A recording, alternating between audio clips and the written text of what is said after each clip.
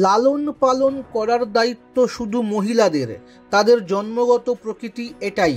নারীবাদের বিরোধিতা করে সম্প্রতি এক সাক্ষাৎকারে এমন মন্তব্যই করেছেন অভিনেত্রী নোরা ফতেহি। এবার সেই বিষয়ে মুখ খুললেন অভিনেত্রী রিচা চাড্ডা। অভিনেত্রী জানিয়েছেন, নোরার এই মন্তব্যের সঙ্গে তিনি একেবারেই সহমত নন। মহিলাদের কি করা উচিত বা কি করা উচিত নয় তা বলে দেওয়াকে সমর্থন করেন না তিনি, জানিয়েছেন রিচা। রিচা বলেছেন, নারীবাদের একটা মজার বিষয় রয়েছে। কিছু মানুষ নারীবাদকে ঘৃণা করবে, পাশাপাশি নারীবাদের প্রতিটি সুবিধাও তারা নেবে। নারীবাদের জন্যই তারা কাজ করতে পারছেন, পছন্দ মতো পোশাক পরতে পারছেন, স্বাধীন থাকতে পারছেন। নারীবাদীদের জন্যই তো আজ তারা বাইরে বেরিয়ে কর্মক্ষেত্রে যাচ্ছেন।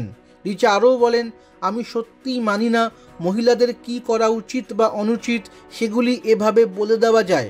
আমি অবাক যে এগুলি সত্যিই কেউ বলেছেন।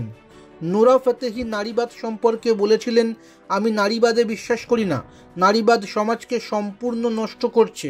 বহু পুরুষেরও এর দ্বারা মগজ ধোলাই করা হয়েছে। একজন পুরুষ যদি রক্ষক হিসেবে কাজ করতে পারেন, তাহলে মহিলারা কেন লালন পালনে ভূমিকা গ্রহণ করবেন না? এই মন্তব্যের পরেই সমালোচিত হন নোরা।